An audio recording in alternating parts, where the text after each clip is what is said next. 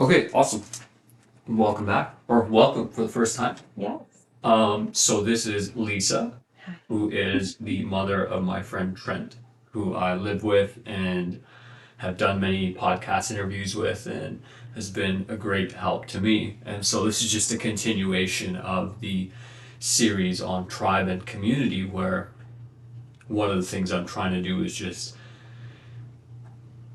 invite students into what my tribe and community looks like so that they could see as well, and to talk about the benefits so far of either living with a group of people, but also just having multiple mentors, role models, and community members who have different experiences and different ways of being than myself.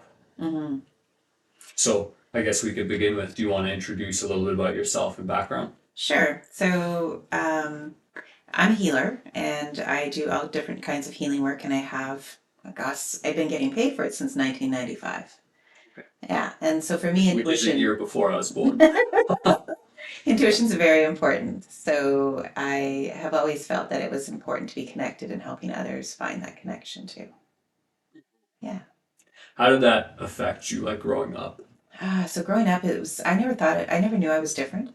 At the time, I just thought everybody had a bunch of people talking in their head, like a team, and which had a sense of humor often, but usually one person was stepping forward to speak more at various times. So I always felt guided. Like I always felt like I had that support system, but I did have a really good family as well. Like I had a very loving family. So I feel very blessed and very lucky for that. But I always sort of had that extra something else helping me guide me through different life events. Would you be willing to share any times of guidance that you had? And this is internal guidance. Hey? Yeah. So they just come forward. So lucid dreaming is something that happens when you're having a dream, but you can have more control over it. So you know you're in the dream. Mhm. So it's a piece of your consciousness that isn't just having it happen to you. You're kind of aware, and you can kind of shift how the dream goes. Yeah. So I've been doing lucid dreaming probably since I was 6 or 7.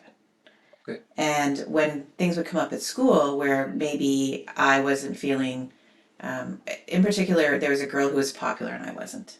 And I just would be so frustrated with that because I was like, why? And I didn't know how to respond to her or react. And so in the dreams, I would get to play it out like 3 or 4 times on a repeat reel until I kind of could see how people reacted. And then their reactions, I could determine my response, the best response.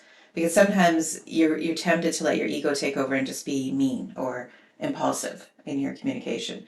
And what the dreams would show me is like that doesn't usually go well.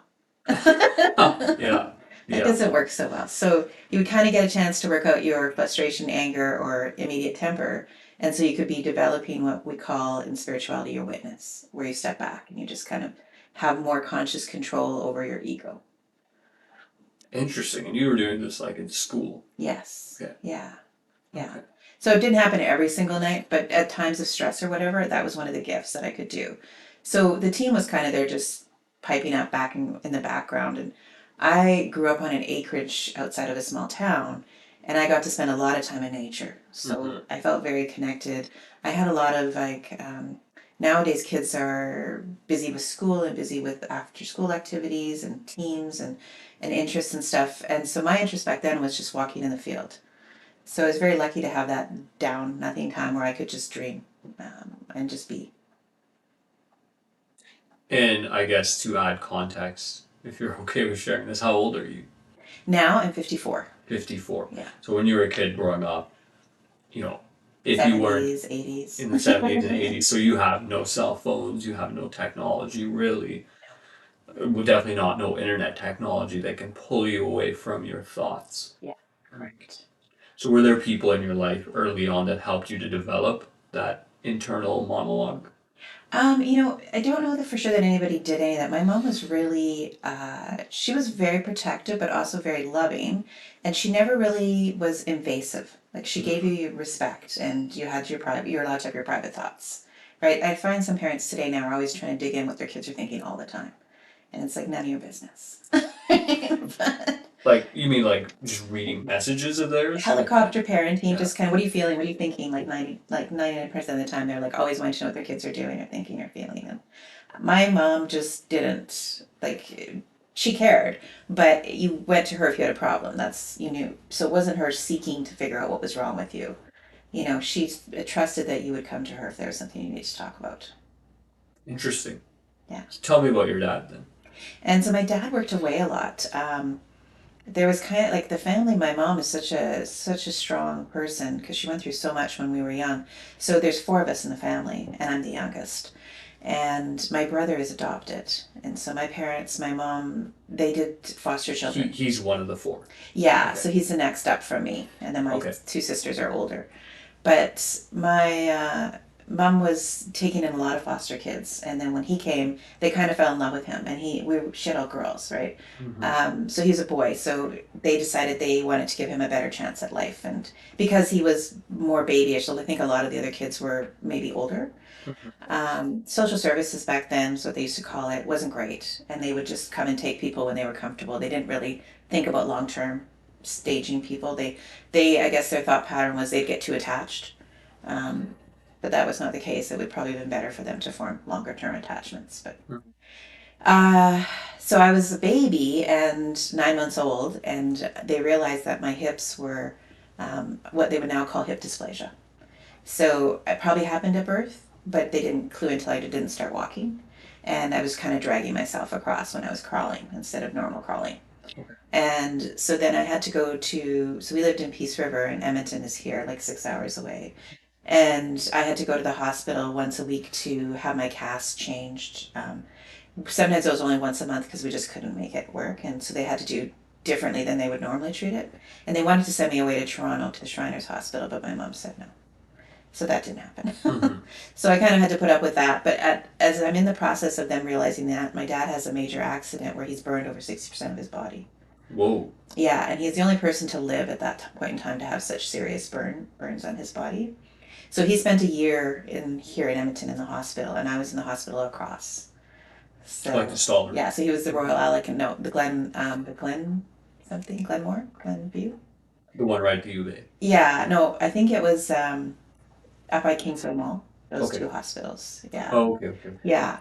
So he was there. My mom was having to take care of him, and then yet I was in the hospital too. And so with all of that, my mom had a lot going on, and because social services heard about the problems in the family, they wanted to come take my brother away. And so my grandmother came back because she'd moved to the coast by then. She came back and took my brother to another town, basically so they couldn't find him. And then my aunt came to take care of my siblings. Wow. So yeah, quite a lot going on way back when. So when my dad got out of all that, so the long answer to your question was he was quite How old are self-conscious. you? So I was 9 months when I was going through that till I was a year, almost two. Oh, okay. So he was burned when you were about 9 months. Yeah, Okay. right around the same time Right I had his around 2 years problem. old. Yeah, Yeah. and then he had his problems.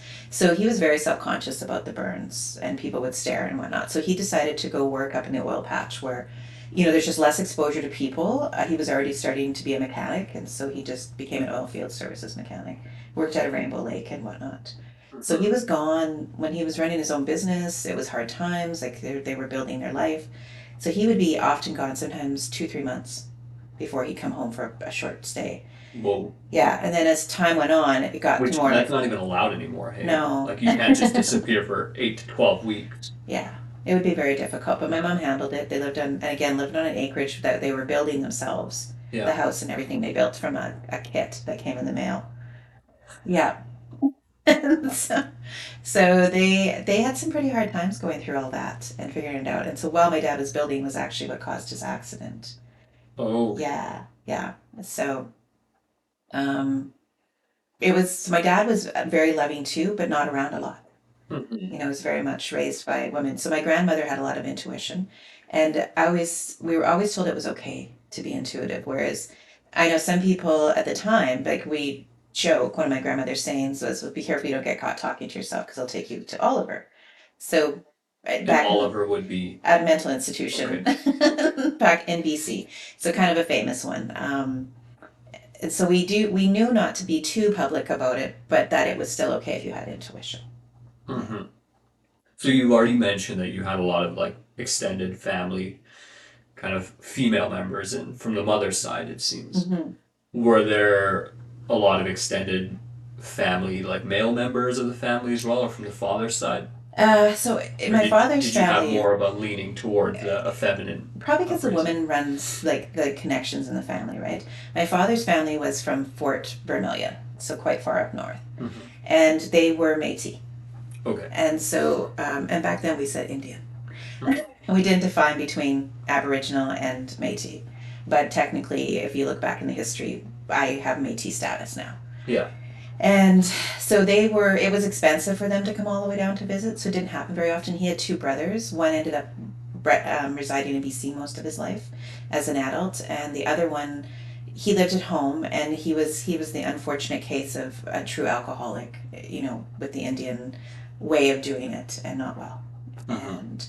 And so my mother worried about the bad influences of the family that were more about drinking and that sort of thing. So she didn't want that for her family. So she was restrictive and had rules when they came to visit. And so they may chose not to visit as much because of it. Okay. Yeah. Okay. So from your family, like the male members, it was a bit more of a strain, one because one was living further away and the other one just had his own issues that maybe would have made it hard to be around Yeah. children Yeah. and family in general. Yeah. So not as Okay. big influence for sure. My grandfather was very loving, like my dad is, and people person, easy to get along with. He always had Scotch mints, and I didn't know it as a kid, but it's because he was, if he drank, It would it hide made it. it. But he wasn't drinking. It's the sugar addiction a lot of times with alcoholism with native because we don't process the sugar well. We don't have the same proteins and stuff needed to break it down well. Interesting. Yeah, so genealogically, it's a problem. But he would chew on the mints to handle his sugar addiction, as well as, in place of the alcohol. Hmm. So he'd be constantly showing us the whole time he was visiting. Wow. And I didn't clue into it, but it was always cool because as a kid, you'd get up on his lap and he'd give you a candy. Yeah. Yeah, Yeah. yeah. So and what I remember about him is he always woke up so early. Like a real grandpa, hey. Yeah, yeah. Hmm. So you had a lot of connections with aunts, uncles, mom, dad, kind of, and then grandparents. Hmm. What was it like with your siblings growing up? So we all take care of each other. It was really important to my mom that we not get in some sort of fight, that we quit talking to each other per se. So it was one of the things that she, even as up until they passed, like, and both of them passed within a couple of years of each other, a few years back now, 4 years or so. We would always have family gatherings for everything, everybody's birthday, everybody's holiday. So there's Between you and your always, siblings. yeah. And so just 3 days ago, my middle sister turned 60, and all four of us got together for lunch. We didn't do so much of it during COVID because she had her partner's parents earn a home and they have to be very concerned about exposures. So we hadn't been getting together, but now everybody's feeling more safe and secure. And so, yeah, we got together for lunch in a public place. And it was good.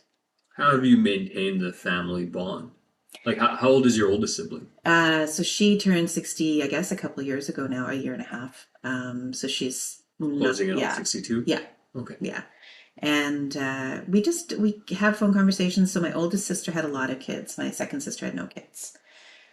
So my oldest sister with step grandchildren stuff has 17 grandchildren. She has four of her own kids. So I know it's a lot, right? Okay. So she carries on the tradition of having family gatherings with her family, to Yeah. which all of us siblings are allowed to come at any time. It's an open invitation. So I do tend to go to a lot of those things and keep in touch with all my nieces and great nieces and whatnot. Wow. Yeah. So for you, like the question of community, tribe, family is a no-brainer, Yeah. right? And how would you say it's helped you, like in the moments where you struggled? I think it's always been great. So when I had Trent, I was a single parent. His Uh-huh. father and I had broke up before I realized I was pregnant, and there was no point in revisiting that relationship at that time. And so I lived with one sister, the middle sister, here in Edmonton when I first had him. And so she helped me out by giving me a place that had reasonable rent. And that's support of a second mom to him. Hmm. So his father lived back in Peace River and I was here in Edmonton. So again, 6 hours away and just didn't come very often. So it wasn't a lot of break as a single parent. So my sister helped out a lot with that. My other sister also, but she was also raising her four Yeah. kids, right? So when I went away to college, when Trent was about 2.5, 3 years old, when it was big exam time, one of my sisters would come get him and take care of him for a week or two so I could focus on studying and get through everything. So for you, having that strong connection to a community, which for you fortunately was a family, like it essentially allowed you to have a life, Yes. to have a future potentially that isn't one of just being in this cycle of like I have to raise my child until I don't know they're old enough to fend for themselves if we want to use that phrasing, Yeah. right? So it Yeah. allowed you basically right away after Trent was born to resume your life with the assistance of family. Yes, absolutely. And my parents would have taken me in as well. My dad was at that point in his career now an official SO employee, and they transferred him to Grand Center, which is about 2.5, 3 hours from Edmonton here. And they offered for me to come be with them as well. But I, as a younger person, wanted to be more in the city, more centralized, and being with my sister was a good compromise. How have you worked on, like, it seems like you have had an okay relationship with your two sisters and brother as well. You didn't conclude whether or not he was taken away, but He he's still didn't. My part of the grandmother picture. kept him hidden Okay. until then. So then that just sped up the adoption process because before with the foster care system, at least there was some money coming in because it was pennies. Like you just didn't make good money back then, Yeah. right? And you just still had all the bills. So they were wanting to keep him, but they were also still trying to get the government assistance. And then as soon as that all happened and they didn't want to lose him, they just went forward with the adoption. Okay. And he actually just told me last week that he has found some of his siblings. Wow. Yeah, so they actually live close by here to Edmonton. So he's actually in contact now with two of his sisters. I guess we could juxtapose this with, did he ever discuss how he felt about his birth status and adoption status? Because now we're looking at two contrasts of Yeah, you being born with lots of family, being close, whereas you have this one sibling who, through whatever circumstances, was, let's say, given up by his family. right. He struggled a lot. I guess today you would probably say he has ADHD or autism, maybe some slight version of it. He's still very smart when it comes to tests and whatnot. He struggled a bit with social relationships. He was taken away from his mother. She gave him up, I shouldn't say that. But his mother's extended family actually would have kept him had it been allowed. But Native people back then weren't given a lot of rights to their own people. And so the grandmother, there was a story my mom told me that one time she was shopping with him and the grandmother saw him and cried, and she knew right away who he was. So my mother was horrified because she took him because she didn't think he had a home. And realizing that he would have had family, a chance with family, was really sad. But at that point in time, they were already bonded. So my brother didn't recognize his grandmother, obviously, as a small kid, but my mother seen the hurt there, and so she was sad about that for sure. But he struggled. So I didn't know he was adopted, but probably my siblings did, and when they just kept it like on the down low. Obviously, the neighbors knew Yeah. because they would have seen my mother not pregnant, kind of thing, right? Small town. But it was just never mentioned to me. And so I probably didn't find out till there'd be the odd person whispering or rumoring it about, but I was probably in my early teens when I found out, maybe mid teens. And he then got the full confirmation that he was adopted as Also, he well. didn't know for a while either. I don't think he really did. No, he didn't want him to feel different. So when he kind of realized that, I think he did struggle a lot. I think he had some depression around it, felt the abandonment wound, maybe had always felt it a little bit out of place. Um, so I don't know. Nowadays they handle adoption differently, right? And think more awareness ahead of time so you can get ahead of it. But so he definitely went off the rails in his late teens, and probably until he would say probably till he was 40.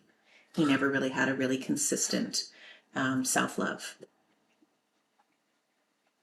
Which is very fascinating. It's like when it was revealed or unraveled to him in his life that his community, his tribe, his family had more or less abandoned him, in his mind at least. There was always It's the wondering. it sent him on a downward spiral. Yeah. Yeah, and he just thought he thought maybe because he was this child who might have been a child of a mother who drank a bit, not a ton, but he might have had some FAS in there. So it Which is affected. fetal alcohol syndrome for anyone Yes. wondering. So he might have had a little bit of trouble with consequences and understanding that. So, in a family that there was discipline, there was love, he may have felt that he was over disciplined because he always felt persecuted to some degree because of his behavior, right? Oh, okay, not necessarily correlating his health Yeah. with that. Yeah. Okay. So, I mean, it's parents and you love your child, you just want them to know that they have to have boundaries or you're just not going to be a very likable human, right? Yeah, and you're going to be hard to deal with, and nobody's really going to want to be around you. Yeah. So he just said to me the other day, I realized now mom was trying to protect me from this family that wasn't so great. That the rules that she had were about love. And he said it struggled with that for a long time. But it's coming together for him now. That's a good transition. How do how do members of our family or community, when they have those requests of us, right? Because I guess some people would say, well, you should love unconditionally and wholly, regardless. And other people would say, well, you need to have some rules established and some Right. boundaries, and how does that impact us? Which I don't know. We could talk about Alina, your daughter, as well, and kind of that struggle if you're interested in that. But you could Yeah. also just discuss from your own point of view, like how Yeah. did it feel for you pushing up against either boundaries or limitations with your familial relationships? Well, I feel that people today confuse the way we treat each other with love. So love is unconditional, and it's you can love people and not put up with their disrespect or their bullshit. So love is not being a doormat, Yeah. right? And lots of people think if you love unconditionally, then you should put up with everything and it should all be okay. You don't have to be in constant relationship with someone to love them, right? What do you mean when you say constant relationship? So if you decide I'm not talking to that person anymore because it's too detrimental for both of us, you don't stop loving them. Mm-hmm. That's not an unloving act to create space or create boundaries. Why is that? Because many people would just say, "No, Lisa, like you don't want to see me anymore. Like clearly you don't love me. Like if you Right. love me, you'd put up with me as I am and who I am." And I have heard that over my life. I would say that you can love people from afar. Their loving action is more about how you think about that person in your heart, not so much how they're treating you. I just have to grab a drink. No worries.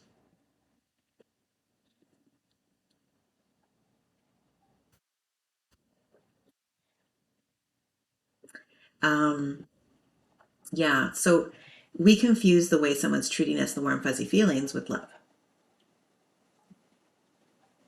So what is love then, if it's not the warm fuzzy feelings? It's respecting another person enough to tell them when they're not being nice. That might be real love. That might be true love. To be willing to tell someone when they're being unbecoming of themselves, let's say. Yeah. Right? It's like, hey, like what you did, sure, let's say, like, hey, you drank way too much last night. Like, that was way too much. You need to not do that again. Oh, but you should love me as I am. Like, sometimes I like to party. Like, no, no, no, no. Like, you are being rude and obscene, Right. right? So pointing And, out, behaviors that are, as you say, unbecoming is a better act than the buddy going, "Oh, you're pretty cool last night. You fell all over the place and puked your guts out." Yeah. well, and I choose that word carefully because the love is weaved into that. It's like, hey, you did something that was unsavory, that was kind of, let's say, a bit shameful. Like, hey, you shouldn't be acting that way, and it's maybe not necessarily the type of person you'd like to be in 5 or 10 years from now. Like, not the type of person you want to be. And I'm going to tell you that you did these things so that you're aware, right? Because maybe you're not aware, right? Very much. I think that it's funny how unaware we can be about our own stuff. And when someone else kind of points it from a different point. So I would say my late 40s, mid 40s, late 40s, was learning about respect and for myself, like letting others treat me with better respect. And I didn't realize how little accountability I had for people in my life treating me with respect because I just thought, oh well, like I can just be okay about me and focus on my stuff, and how I react matters more than how other people are acting. That's on them. But also by allowing them to act in ways that are disrespectful, I'm letting them possibly go do that to other people, and then they're wondering why they're not finding more love or acceptance. And it's more if I could show them or explain to them from a loving person that that is not okay, then they can maybe go, oh, so I shouldn't do that to my next friend or my next partner. Why were you lacking that? I don't know. I'm not sure if it's because I don't never really thought how others acted was important as a big part of it. I was much more about my own responses and that sort of thing. But I have a girlfriend who's like, she's like, I if I'm dating a guy and he doesn't go around and open the car door, I'll stand there. I will stand there until he comes and opens the door, or in front of when I go into a building, I'll stand there. I was like, what? You could do that? And she's like, yeah. Because if I don't show them how to treat me, how will they know? Interesting. Hmm. And how was your relationship with this friend of yours? It's still great. So you're still friends with him? Yes, Okay. yes. So whenever I'm sitting there going, thinking about some person being like, respectful or not, I'd be like, what would Kelly say or what would Kelly do Hmm. in this situation? And I can kind of hear her words. She'd be like, no, smart enough. That person's not being respectful. Call him on it. That's a good little I could interject here with Trent and I have discussed that a lot, and I've mentioned that with a couple other people now that with these mentoring relationships or friendships, whatever they happen to be, just a voice of reason, let's say, you kind of want to get to the point where you could have their voice in your head and ask yourself, like, what would this person do? Or what would they say? Mm-hmm. What would they push me and poke me on? Right? Because I think, ultimately with a community of friends and family that is functioning well, and we encourage one another, or a community of mentors, we encourage one another to be the best versions of ourselves. And so in those moments when and I guess we could slowly transition into this house and our friendship so far, and how that's been beneficial. Definitely for me. I hope it's beneficial for you as well. How do you think that? So Trent said to me the other day, what's it like having two more kids? And I said, I don't think I have two more kids. I said, I have two more friends, Yeah. but I don't see Stephanie and Ajiva as kids. I think that they're very responsible adults and they don't require me to pick up after them. Right? And It's so very generous of you to say. I know I leave the kitchen few messy at times, but times. that's good. Yeah. I always do it from choice, never from irritation or this needs to be fixed, right? It's like I've got extra time, I can do this. And I like a clean kitchen and I know that I leave stuff sometimes too. So it's that grace you give people around you, right? Which is different than boundaries. Mhm. So if it was a like, and we all know Trent, mess everywhere. And it's just not his preference to clean up for 2 or 3 days, right? And if I don't want to clean up after him, I don't. And I don't go find him and say, hey, clean up your shit. It's more like, oh, if I think I need that space and it needs to be clean, I'll clean it and do my own thing, right? But so there's that level of respect once you kind of come into you're not being triggered by everybody else. What you think they might be disrespect. You have conversations if you have issues. It's hard. Yeah. It's very tough to have that discussion. I remember a conversation Brent and I had a while ago. Awesome. It's like, what about my behavior irritates you? Because for me, the other, like I was about well aware. It's like, hey man, like the kitchen's messy. Like, what is this? What's going on? Right? And he would tell me that it doesn't bother him as much. And I'm sitting there thinking like, what are you talking about? Like, the kitchen's filthy. There's no space here. And I had that mature discussion. Like, okay, like, is there something about me that bothers you? Because I'm very bothered about the kitchen being messy, right? Or just, let's say, clutter being around, right? Particularly in places that are mutual that need to be used frequently. And, he mentioned that I have a tendency to be, what is it? Oh, it's escaping me.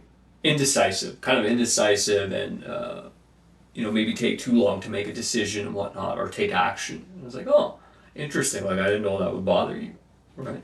But kind of in my conversation with Trent with the same series, living with community can be very difficult at times because you're really bouncing your own sphere of influence and being on someone else and seeing like, okay, how do we mold and make this work if we want to, right? So how do you take those, right? So let's say you have a day where you're just meal prepping and cooking. It's like, okay, well, we can't use the kitchen because Lisa's busy, right? How do we work around that? Or I guess even with trying to find the house, that your needs were a bit different than the rest of ours. And it's like, oh, this is becoming a bit difficult because, and I guess particularly with myself, I don't have a sense of smell. So coming into a basement and having Trent or Stephanie saying like, yeah, there's a little bit of a funk here, like it's a little off. It's like what are we talking about? Like the house is gorgeous, right? The backyard's beautiful, the neighborhood's great. Like what are we talking about? And I mean, I don't know. I guess in that way, I've kind of learned patience a little bit more, which I feel like is a lesson that God is always teaching me. But learning that patience and trying to see like, okay, well, like what is the benefit of this? Like, let's give it a try. Like living with Trent and Stephanie has been great so far. Let's see how it goes with Lisa, right? Like, no clue. Maybe 6 months later, like, damn, this was not worth it. But so far, it has definitely been worth it. Well, thank you. And Nice to hear. and what I really enjoy is that like you, Trent, Stephanie, you all have such a diversity of experience in life and coming from a different background and culture and then having different experiences as well. And one thing I find really fascinating is that the difference between you and the rest of us in this house is that, well, you've had your own family, and you've had your own little tribe and had to raise children and have that experience. That humbling experience. You've had a variety of relationships and marriages, and you've done a variety of things. Like you were managing properties at some point, and you know, I would assume working like a traditional job as well at some point. And Yeah, I have 3 or 4 or 5 professional careers. hmm Yeah, so it's been good to have those experiences to look back on when I'm trying to understand other people for sure. And part of the healing work I do is just helping people have perspective. And that's a big thing. So community is when we come together, we are so many pieces of a puzzle. But if we were all the same, it wouldn't work, right? If we were all, as we go to archetypes, if we were all kings, hmm everybody want to be the boss, right? So it's about shifting the personalities together and working with each other's qualities, right? So as we start to learn to appreciate each other's qualities and we don't expect different or more, we can ask, right? But we can't expect it. And so hmm that's been a big lesson in community is just the grace and understanding and realizing, when I had tenants, I'd be like, why do they live like that? Why is their houses so cluttered? Like, why do they have 5 dressers in the living room? Like, I don't understand. Get rid of them. What's going on? But that's just where they're at and what they're living, and they're trying to hold on to stuff. And I'm sitting from a perspective of owning 4 or 5 houses at a time, right? And so I have too much, and I know it's too much. So I'm willing to let go of a lot of stuff, and they only have that one little spot, so they're trying to hold on to everything. So you get different perspectives, and you start to go, okay, I guess it doesn't matter, right? As long as when they move out, it's clean, Yeah. which it always wasn't. But hmm you kind of get that sort of understanding of people's personalities. hmm So I wasn't living with them, thank God. But every time I'd come home from that, I'd clean like a maniac in my own house. Okay. But yeah, hmm And it certainly helped, particularly because I think if any kids end up listening to this, they might look around and go, like, oh yeah, I have a community of people. And it might be like a young guy with him and his 4 male friends who are all the same age as him. And one of the things I appreciate the most is that everyone is at a different stage of life, and I'm the youngest, right? But Trent's a couple years older than me, so is Stephanie, and then you're considerably older than us, and just a completely different perspective on life as well, and on how things play out, right? So, me being closing in on 27, it's a much smaller time frame that I'm dealing with and my own experiences. Whereas, when you're 30, 40, 50, you kind of see how people transition over time, and it's like being able to ask for that advice and feedback of, how do you deal with this relationship or this issue with this person, and maybe seeing it from a perspective of like, hey, are you willing to wait, I don't know, 10 years for this person to change, or 20 years, or are you going to be able to put up with this for 10, 20 years, or what a lot of the way you approach it for myself is kind of trying to examine the problem from a different point of view, right? Or why are we focusing on this as a problem and not that? Like, how can we solve this within ourselves first, and how can we manage that? How do we have this change of perspective? And I find your perspective is very unique to you, of your experiences and your relationships and your journey through life.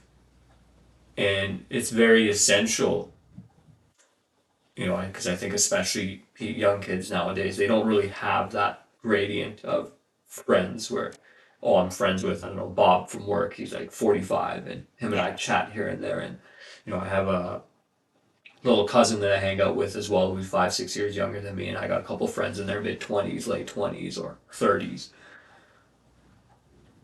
And it seems to me like it's very important to have that diversity in your community, so you're getting a different perspective and a more holistic perspective. Yeah, absolutely. Like I have these nieces and nephews, right? And they're at their ages, and I don't maybe know exactly what's the coolest thing anymore, but I spend a week camping with most of them, and I kind of get back in the groove of what's cool and what they're into and what they're interested in. But if we only talked about things I was interested in, that would be boring for them, right? So I've learned I have to listen to the people where they're at and find excitement in that stage of life and Mm-hmm. how they're coming through it. But I have friends who are 75 to 80, and cousins, and I realize they're doing the same thing for me, like listening to my problem at 50, right? Like, Yeah. yeah, another 10 years that won't matter, right? Like, I Yeah. don't care about that. Or yeah, you should really pay attention to that now because you'll be sorry later if you don't, right? So definitely having that diversity in my community and friendships has really helped. Like it gives me compassion. So when I had an older friend, I would realize that they were struggling because my mom wouldn't tell me she was struggling. But I would equate the fact that this person is at this same age as my mom, and now I see the things that their kids aren't doing for them. So when I'd go to my mom's, I'd be extra thoughtful. Not because I was an extra thoughtful person, but because I'd learned through a friendship that they were lacking some things. And now here in this community, I didn't have to shovel snow all year. It was great. Well, frankly, neither did I, right, which I'm very grateful for. So Trent and Stephanie went out a lot. I think you did it a few times, and I was just very grateful that my sidewalk was always clean for my clients. And it was important, but it's not something I like doing, and I didn't want to do it. But when I was not married anymore, it was a job that I had to take on when I was living alone. But I often lived in my rental properties too, so quite often I'd sort of work a situation with the person upstairs that they would take care of that too, because I was gone a lot traveling with my work, so they Hmm. couldn't rely on me to take my turn. But Right, and that community just makes us so much stronger. Like, I can't imagine where I'd be without, advice from you, Trent, Stephanie, with all my other friends as well, who I don't live with, but are part of that tribe and community who, and I've probably said this before, but I'll reiterate that you essentially check yourself through your community. You ask the people around you. So I might come up to you and ask, like, hey, this situation happened, this thing occurred to me, and this is how I responded. Am I being an idiot? mm, Like, was that the right thing to do? Like, what is a different perspective on that? Even just on the drive home from the acting class, I was asking Stephanie about something that happened, which maybe I'll ask you after we stop recording at some point, and trying to get a little perspective on, like, am I interpreting these actions and events it's properly? that's a big benefit of community, right? So girls are tend to be better at friendships Hmm. and that emptying the basket and listening. Men don't tend to have as easy access to that freedom to talk about emotions and mental stuff. They tend to talk more about surfacey stuff and The mature game, stuff, the weather, right? what's going on, and Yes. yeah. Whereas women will talk about their feelings and their thoughts and their responses to the ninth degree. And so without that, a woman really flounders if she doesn't have someone to kind of share her day with and empty the basket. So Trent learned that a long time ago about women. So he patiently listens. I'm not sure how actively he listens, But he allows you to disgorge what you need from your day and then ask you how you feel about it and then let you go some more. And then is that all? And then he can talk about what he likes to talk about.